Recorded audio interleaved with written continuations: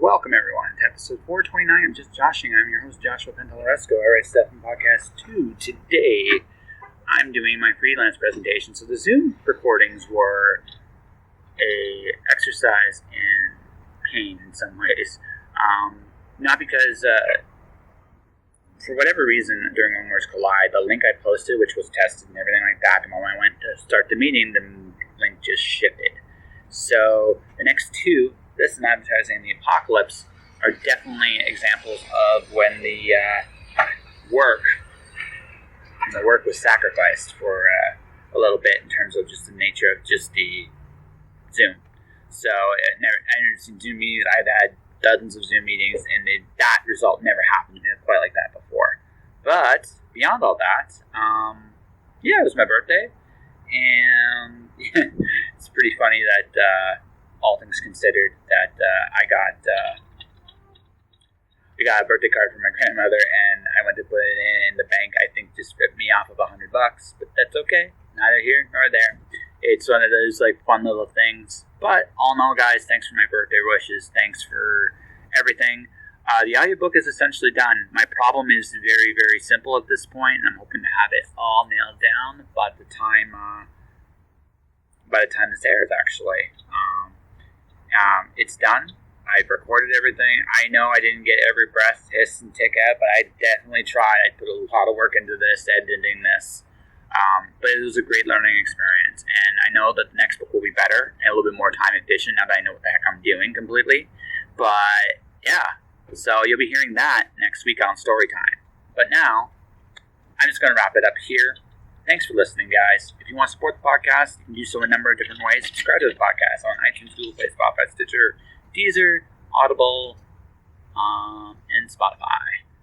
Buy my books, Al Zero and The Cloud Diver, are available on Amazon right now. Very soon, The Cloud Diver will be going wide in Kobo and other places. Stay tuned for more details on that. Subscribe to my newsletter. Subscribe to my YouTube channel, Joshua Pentalaresco. And beyond all that, guys, stay inspired, keep surfing the chaos, and I'll see you guys on the other side. Take care of yourself. Let me help you tell your story. I offer a variety of audio services. I will narrate, I will produce, I will edit, and I will master your file so that it will be ready for Audible and Spotify. And if you don't want me to narrate your story, whether you want to do it or get someone else, I will help you find the right person for the job. All in all, I just want to help you tell your story. Let me help you. For information on my rates and services, please click the link below in the podcast description, jpentalaresco.wordpress.com, for more details. This episode of Just Joshing is sponsored by Indie Imprint. Indie Imprint supports creators by creators. Whether you are writing a book or creating a video game, Indie Imprint works with its clients to produce, edit, and present their projects to the world.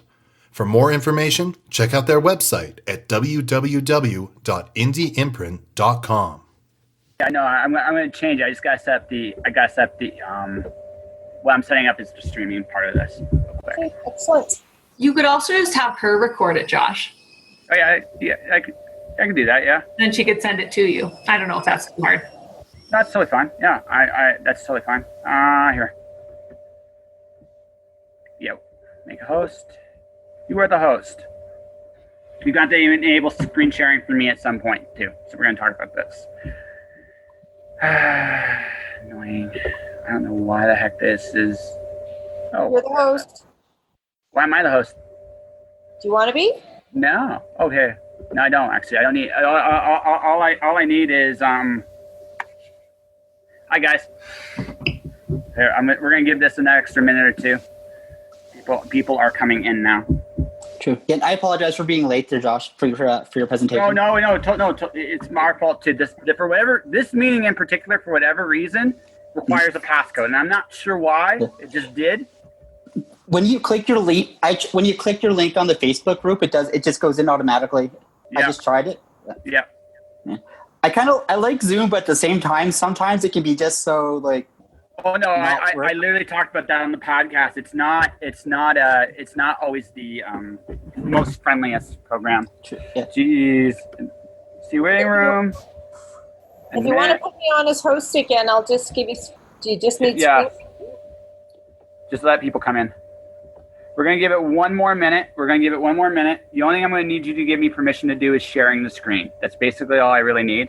So, and yeah, but let everybody just come in and do their thing. And yeah. Hello. Yes, everybody can come in and do their thing. So we're going to give it one more minute. And then we'll start. Hey, Josh, I think the link in the program is different than the one you gave on the Facebook, just so you know. Okay. Yeah, that might, no. Well, actually, I'm just going by the link. I just copied the URL here. And it just, for whatever reason, it's just, yeah, I don't know. I don't get it. It's just weird. It happens. Yeah. I do I do peer support for work sometimes, and like over the summer we'll do stuff with like clients and other people, and like we'll be talking like for 10 or 20 minutes, and everyone will be like, your screen froze, and I'm like, do you want to say it again? I'm like, no. But what can you do sometimes? Yeah, I'm just gonna start muting you guys, Kate. We can get started. Yeah, hold on a second here. I'm just gonna get one more.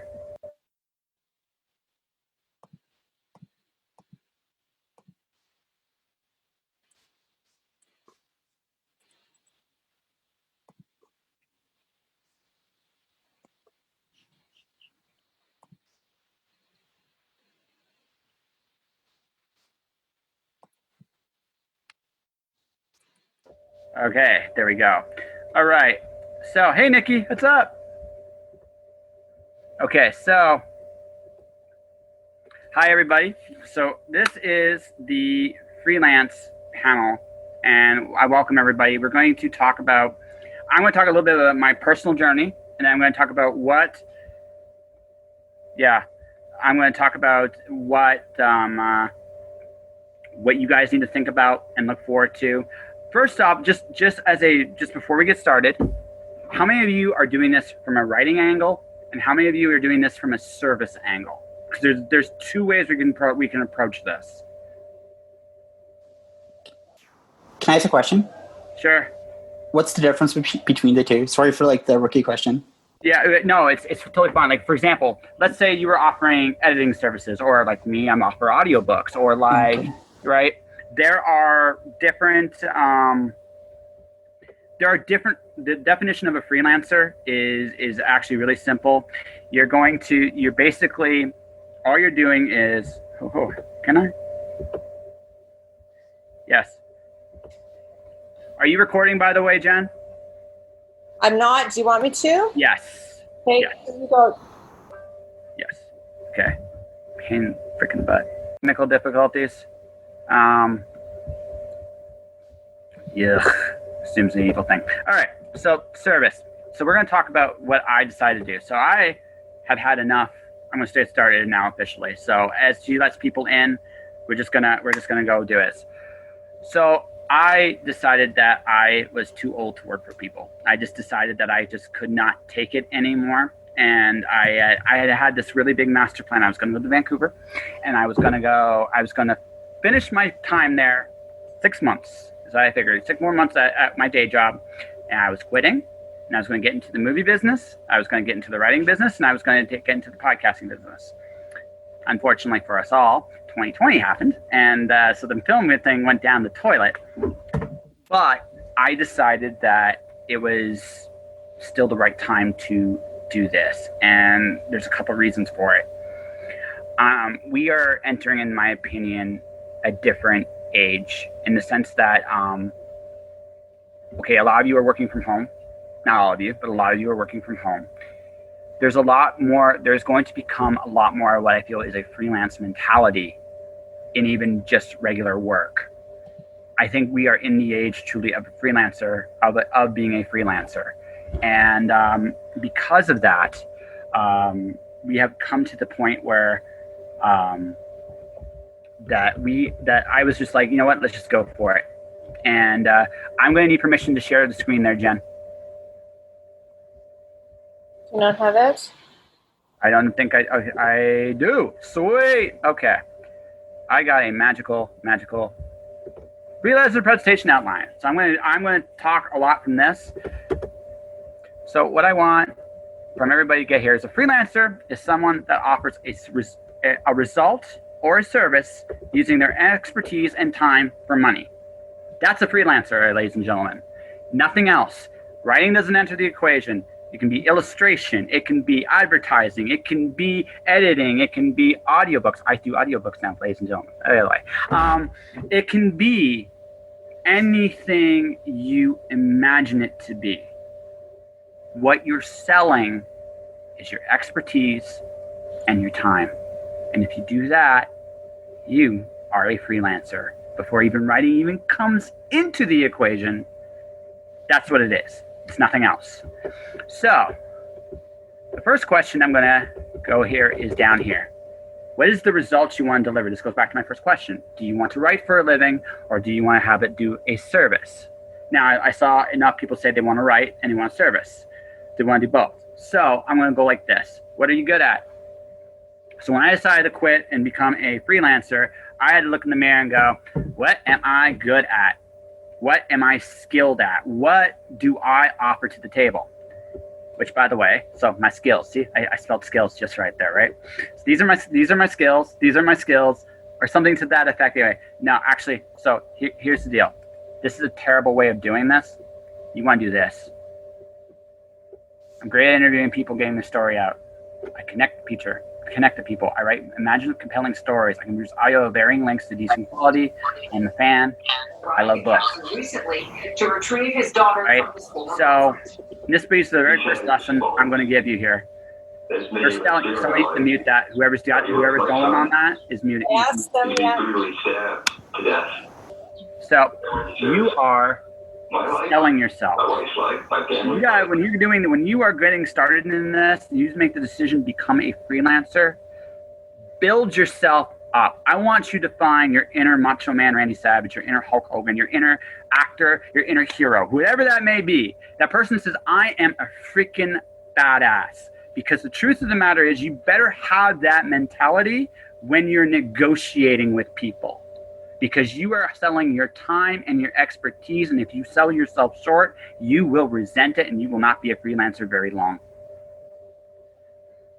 So I want you to be very honest with yourself about what you're good at, right? Me, and also you gotta be honest, and the other thing you gotta be, so which leads to this thing, choose your niches, choose your specializations, think about what you wanna do on top of what you're good at. I wanna sell novels. I am selling novels. I got a book coming out on the 25th. I've already had a book come out this year. I got more stuff coming, right? I made that's my B2C plan. I have a B2B plan, business to business plan, which is I am going to be recording audiobooks for authors. Why? Because I have over 407 episodes of a podcast. I have hundreds of hours of recording. I have dealt with people. I have also read my own story in front of an audience. I am eminently qualified to do this, and I'm going to be good at it. I'm confident in myself, and I know I'm going to kick ass doing it, and I'm not going to let anyone tell me different. You're selling your time. You got to treat yourself like you're valuable. So here's a funny thing. When you get started, especially when you're writing, you're going to find these jobs where it's like 10 articles for like $40, right? You're going to see a lot of that, especially when you go to some of these sites. And what I'm here to tell you is don't do it. You need to let people respect you. And the funny thing is, if you charge for free what you're good at, people don't respect it. But if you mount a price tag on it, people miraculously respect you. I don't fully understand the psychology of it myself completely, but what I've noticed is if I go to you and say, I'll interview you and for like free, and I'm like doing my thing, you're like, oh, okay.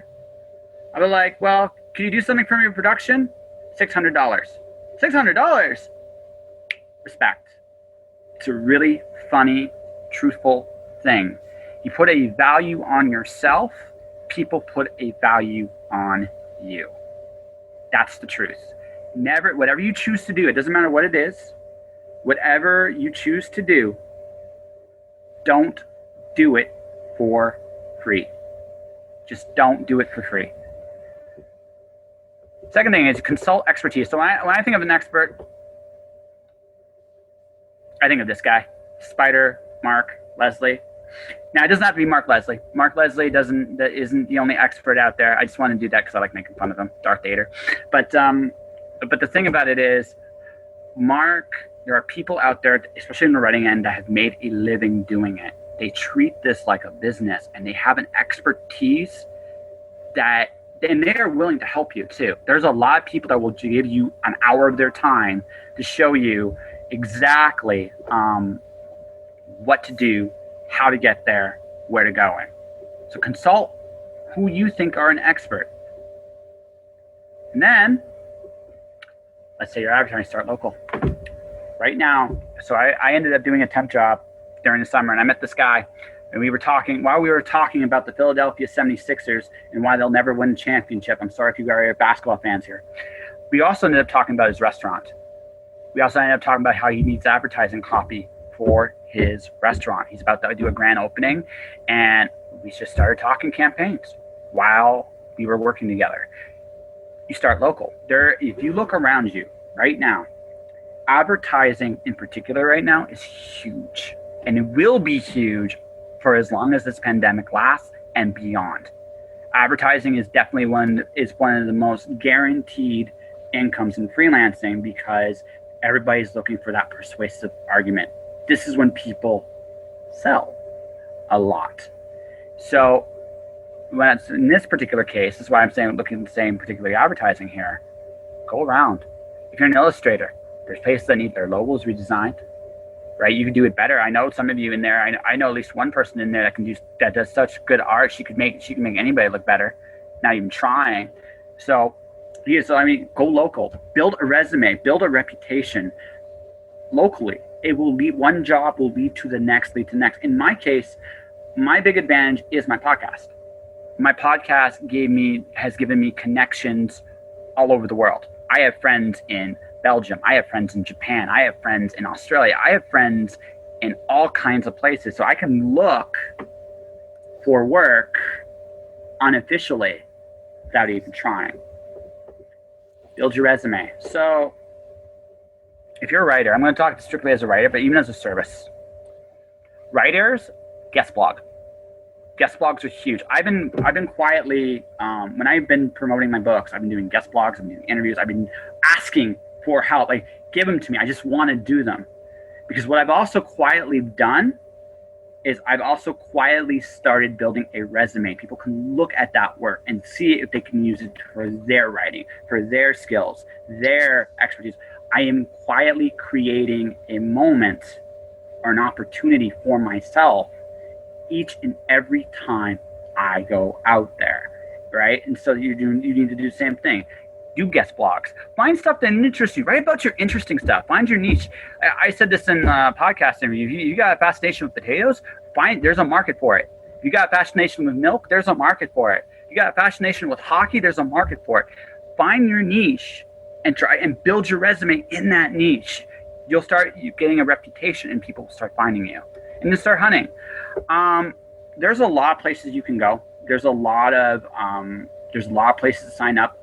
One of the best places I have found that have been recruiting and not recruiting is LinkedIn. LinkedIn, especially if you're doing advertising writing, LinkedIn is huge. You can find yourself in places where you can talk to CEOs, you can talk to company recruiters, you can talk to people, and they need work. And if you make a persuasive enough argument, you can get a job like that, right? And this may not be for you. That might be that's one spot there. I mean, there's other places like freelancer.com. You can bid on projects. You just get started like doing that stuff. There's places to ghostwrite. There's lots of places to get started. And they're all there. And you can just look up 20 places to get started, and they'll give you a whole list. They'll tell you their pros and their cons. Subscribe to some newsletters. Eventually, you will hit clients. So I'm going to talk about the economy here for the next year. The pandemic, however long it goes, is going to go. But the thing is, the next year, there's going to be, at least in the United States, there's going to be a cratering. So these things here, are about how you treat your clients specifically, and also when you get rid of them and why you get rid of them, but to do it in a way that's reasonable. First thing, dang my thing. Okay, go back here. Remember customer service skills.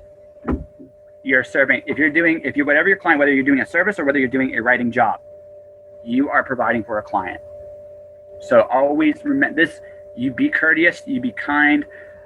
Honestly, I don't care what the personality of the client is. I don't care what his political affiliations are. I don't care what he believes in. I don't care. It's not my concern. My concern is what job am I performing? How can I do that? And how can I serve the customer to the best of my abilities? Try to make them better. You obviously are trying to deliver on your job. Whatever your expertise is, whatever your skill set is, try to make your customers better. Because if you don't, what's going to end up happening is you're going to lose your reputation and the people are going to fire you. C, communicate. Jobs change. So I've been a client as well. I remember Florence did my covers for the Watch for Storm Dancer and Wandering God, and she did some interior artwork. And when we got to Storm Dancer, she just quietly informed me that that the job was more complicated than she thought. And she just communicated like her concerns and also what she wanted as financial compensation. She wasn't holding me hostage. She was just being very honest about what the job entailed. She was being very honest about the fact that what she thought it was and what it was different. And she talked about it. She handled it like a true professional, and we came to an arrangement that worked for both of us. The biggest thing you want to avoid as a freelancer, if you can at all times, is resentment for your client. If you handle it, and it can almost always be avoided. Almost always. That all said, there are times when you may have to fire a client. So we're going to go into that real quick. This is all about how you're being treated. I had to fire a client this year. I fired people as a client, and I fired as a freelancer. So there's 4 reasons you fire somebody. All right, there's 4 reasons you fire somebody. That would be the magnet in the back. That whine you're hearing is from the background. Don't worry about it. Rule 1: they don't follow through on your suggestions. I had a client, and I'm not going to name names. They wanted me to do an advertising campaign for me, or for them. And I told them one of the things they needed. I told them a few things they needed to do before they ever got started on that campaign. And they said, yeah, sure. They did none of those things. So if you're going to try to get an XY result, and they need to do A and B to do it, if they don't do A and B, you're not going to get X and Y. You're just not. So that was sign 1. Second reason, they are emotionally unstable. Okay, this one be careful about. It's not because here's the thing. Let's say your job was to scale a client up. You're going to get hit with like Twitter hate. You would get hit with like, life happens to all of us at any time. And sometimes, and it'll happen to me, it's happened to you, and it's happened to others. When life happens, it's not necessarily it's not necessarily an emotional instability. It's about, there's something happen, I need time to get my shit together. That happens. But there's always drama if there's always something going on. And you can just tell emotionally it's just a drain to deal with them. You might want to let them go. 3, there's really nothing to say. They don't provide you with the information you requested. This happened with my client too. That's why I fired them more than anything else. If I don't get the information I need, I can't do my job. There's not much to discuss there. There's nothing else. 4, they are not ready for you. This goes both ways, by the way, actually. So this one's not necessarily a deal breaker long term.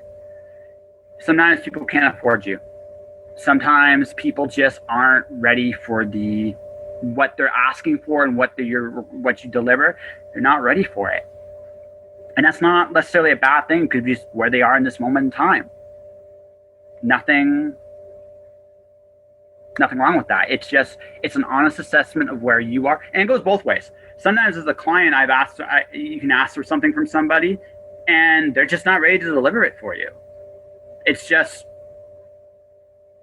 is what it is, right? It's not bad. It's an honest assessment of skills. You can be fired for this as a freelancer too. Be forewarned. Okay, so we're gonna get out of the sharing screen for just a second here. I hope this has been informative so far. So now, beyond all that,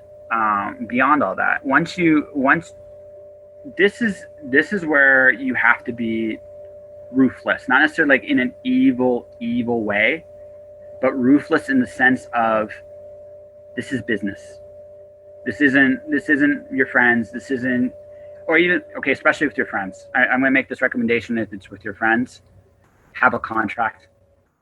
Honestly, it's the best piece of advice I've ever had with friends. Have a contract. You don't have contracts for when things go well. It's for where things go badly.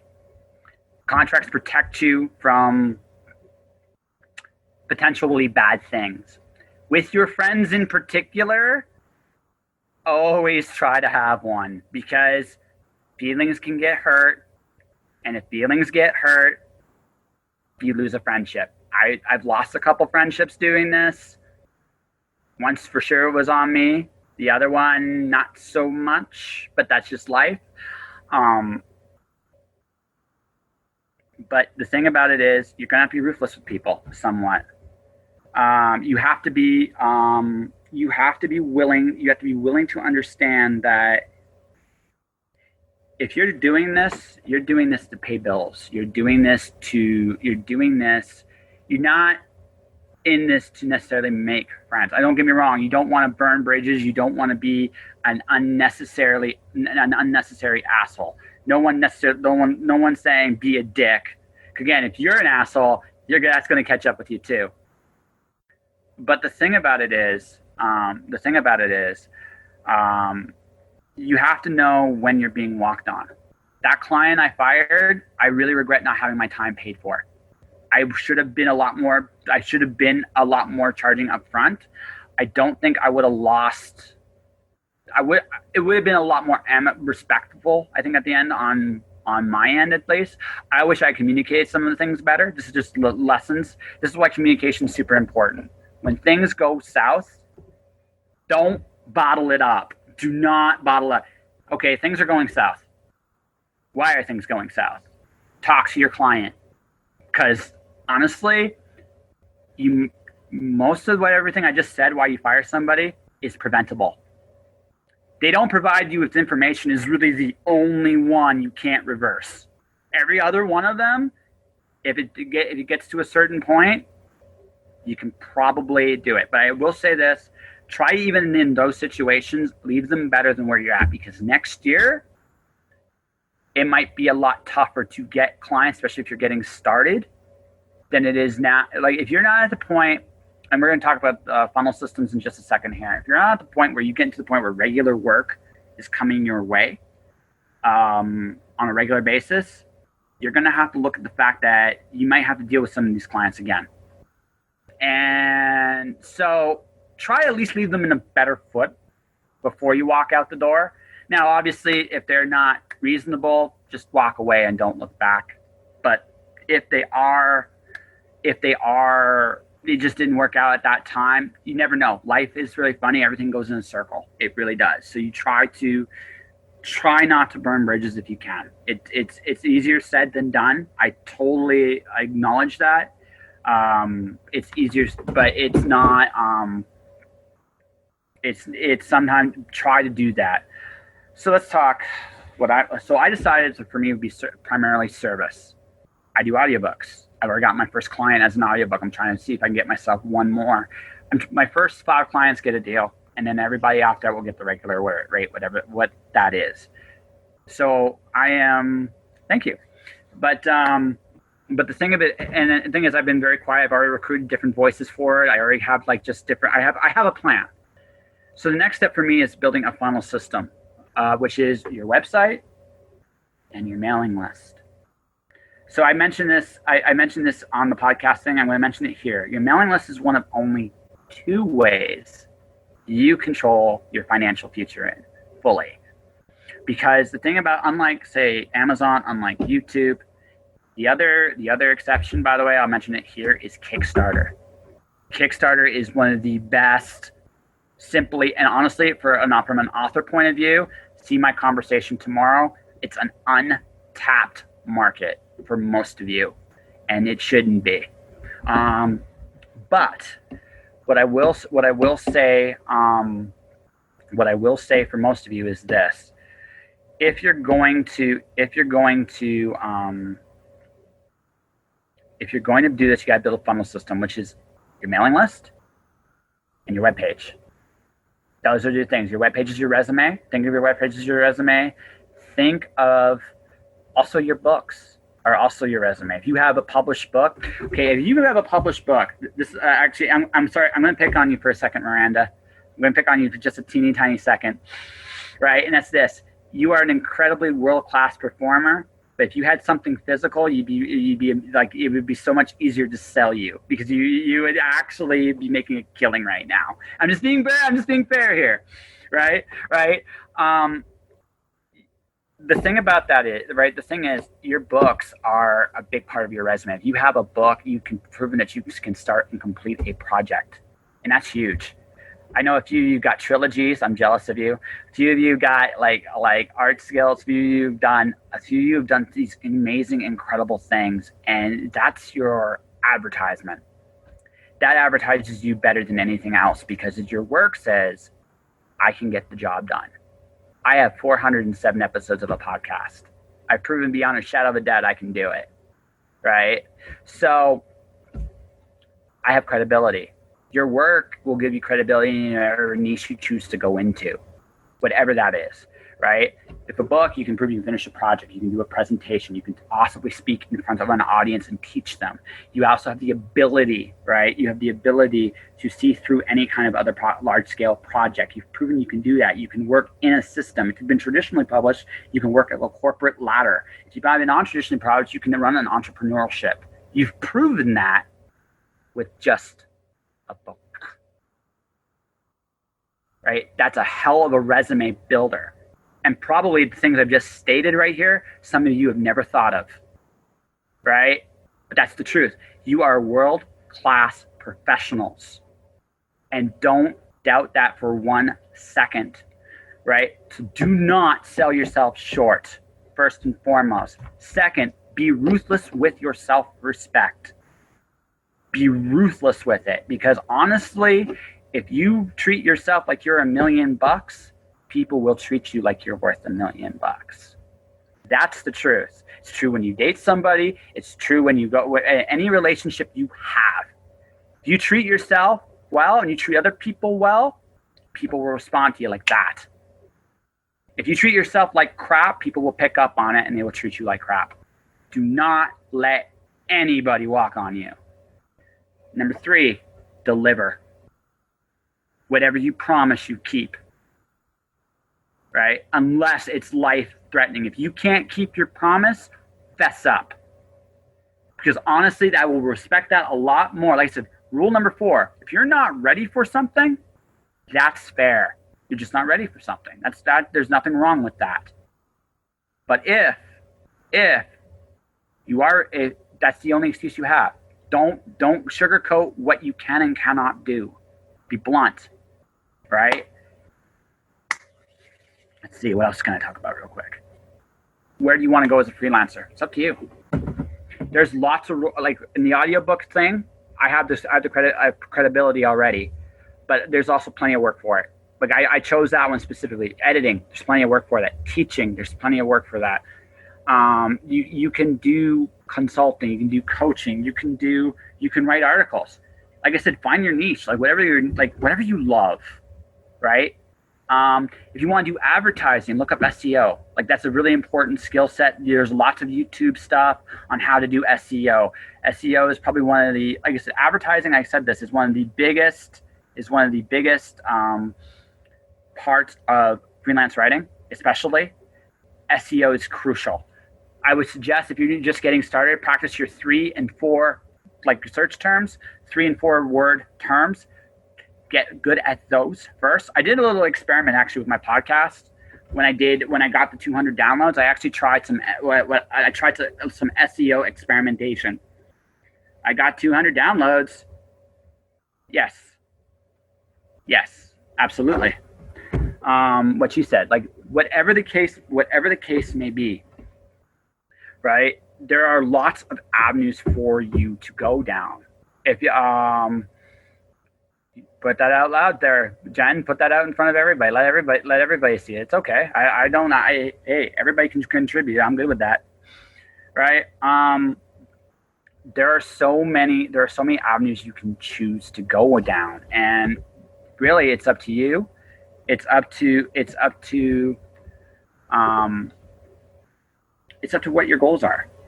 This can be a side gig. If this is totally a side gig for you, there's nothing wrong with that, right? Right? There's nothing wrong with that. If this is what's going to be your main income, again, you've got to think about a business model. What's your plan? What's your business to business plan? It's B2B. What's your business to customer plan, right? Especially if you're looking at what's going on in businesses today, they're merging.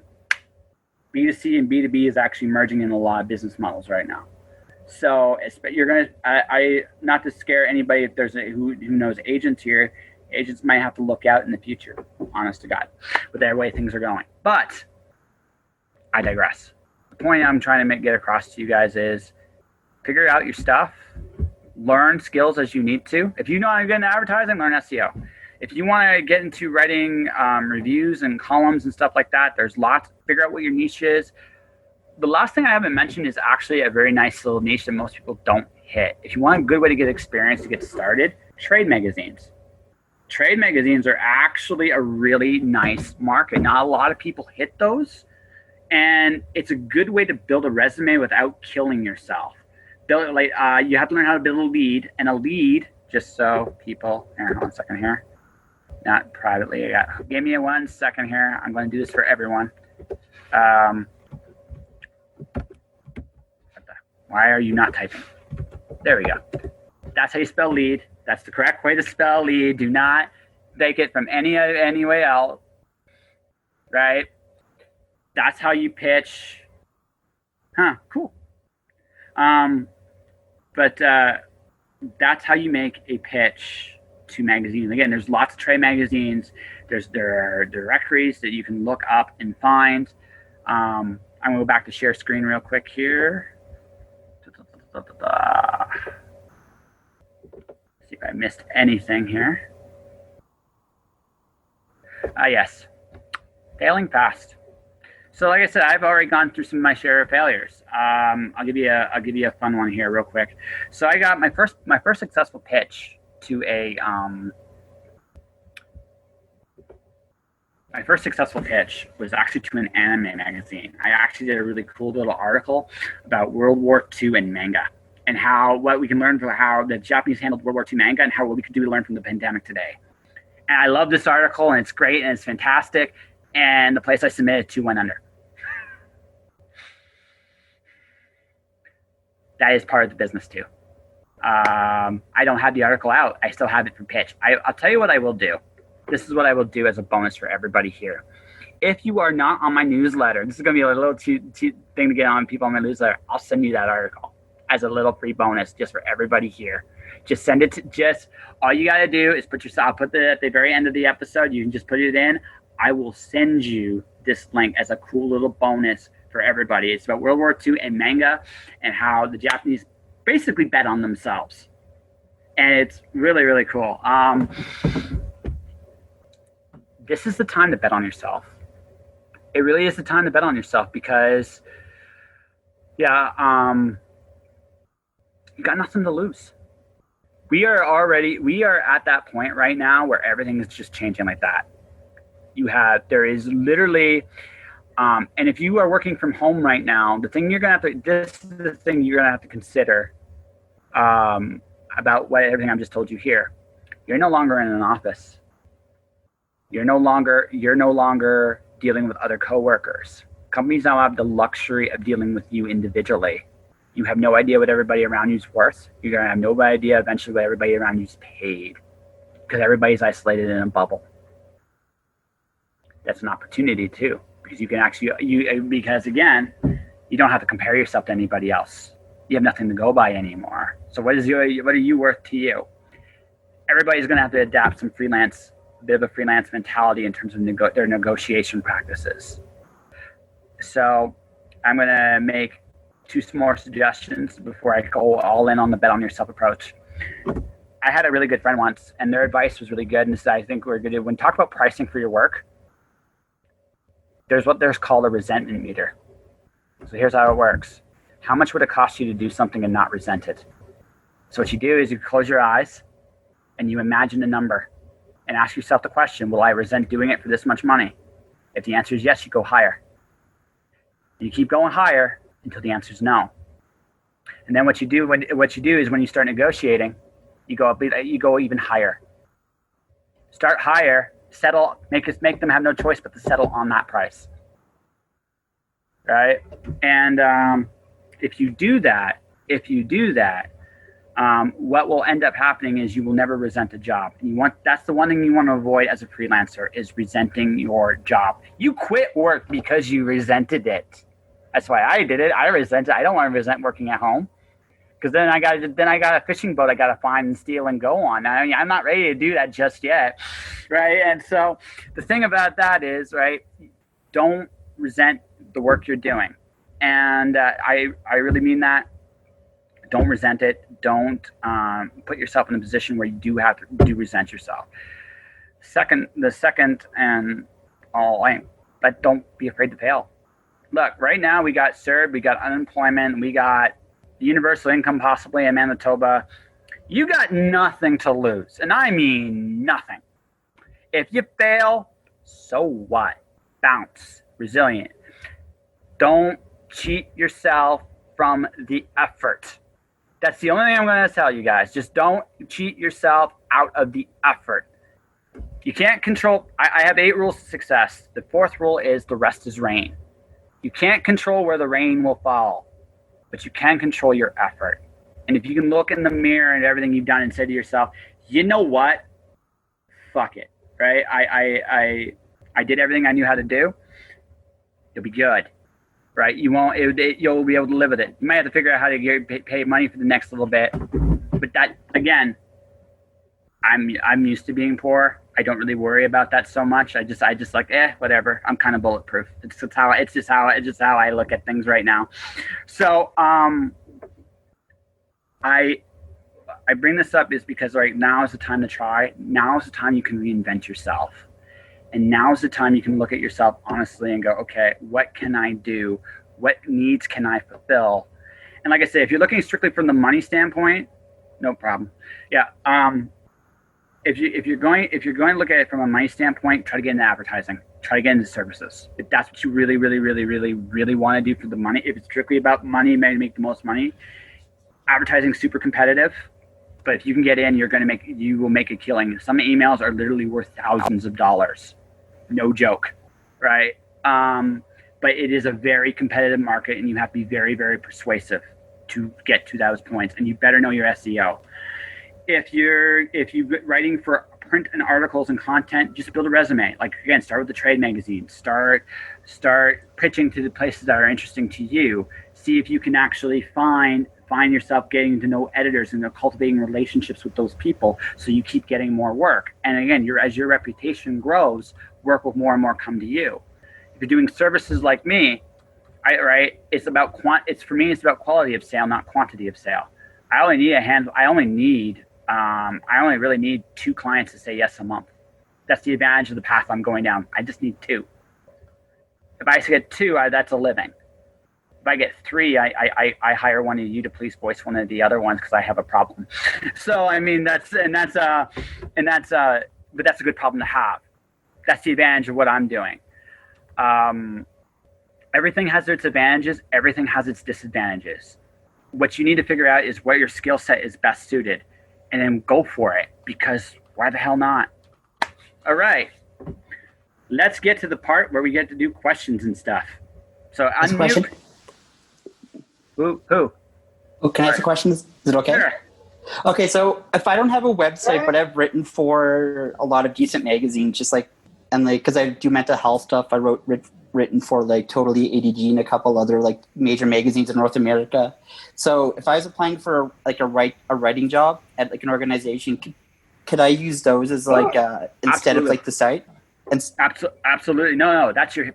So I would just advise this. This is what I again, my website's my biggest hole in my game. I just consider where I'm at right now. I've had to work with some interesting limitations, and I'm almost out of them. And then when I do out of them, the webpage is literally my thing. But I have a history page of everything I've published. One of the things I've done with all the guest blogs I've done is I actually have linked to all of them, because when I've done that, it gives people perspective. I've been approached from LinkedIn, from EA. Which by the way, yeah, don't work for them. I've been approached by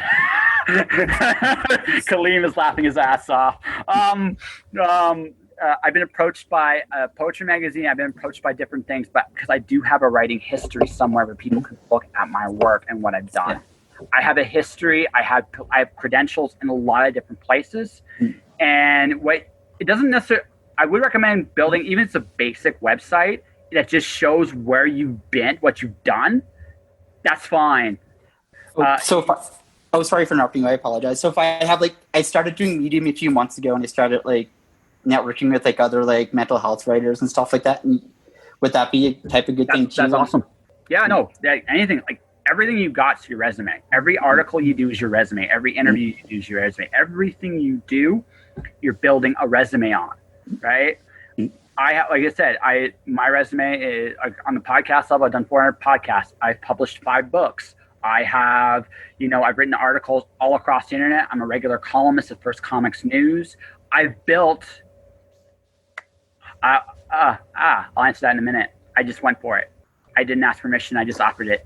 I just basically decided that I would do it, and I just did research on it, and I offer my services to everybody, and I've just been quietly doing it on LinkedIn and on Facebook, and I've gotten responses. I have a possible client in December already. I have a client right now. I've just put myself out there. And like I said, when I get my webpage out there, I'll build it. Basically, people just look at my podcast stuff, and I've said, yeah, you can do it.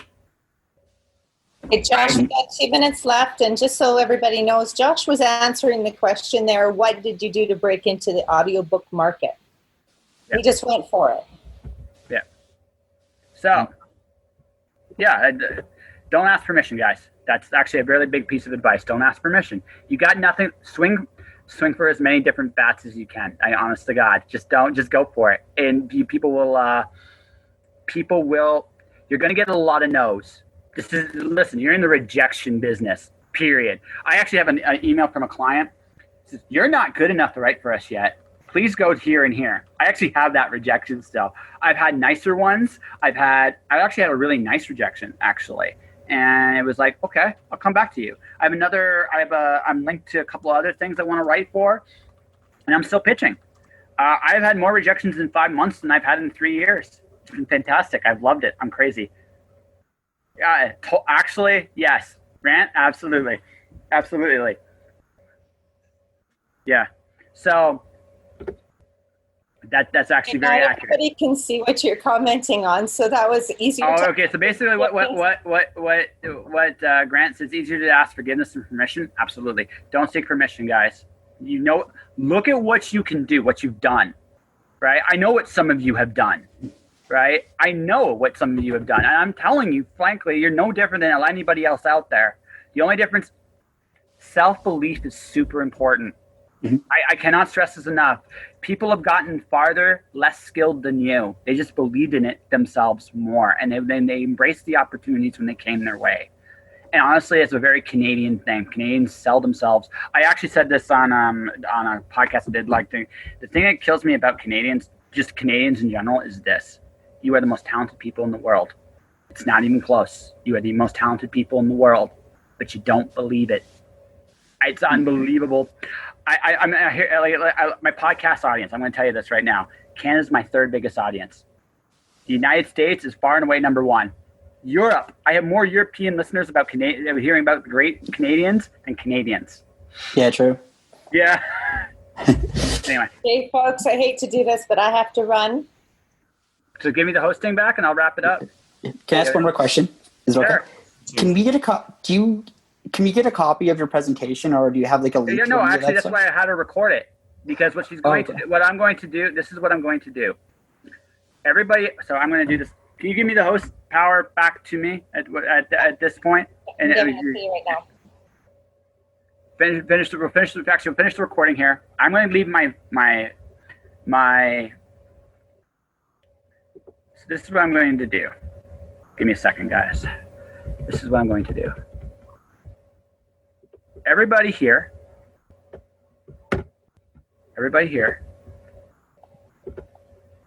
Not do. Everyone. Everybody here. This is my newsletter. If you sign up for it, you can sign up for it and ditch it when I send it to you. But I will send each and every one of you a copy of this presentation when it's done. I'll edit it. Let me know what your preferences are. If you're a Mac or a PC. If you're a Mac, I will give you an M4A. If you're a PC, I will give you an MP3. Okay? Just let me know. Just sign up. And then what I'll do is I'm sending everybody a newsletter tonight. You respond to me. All you got to do is respond to me. You don't actually even have to stay signed up for it if you don't want to. It's up to you.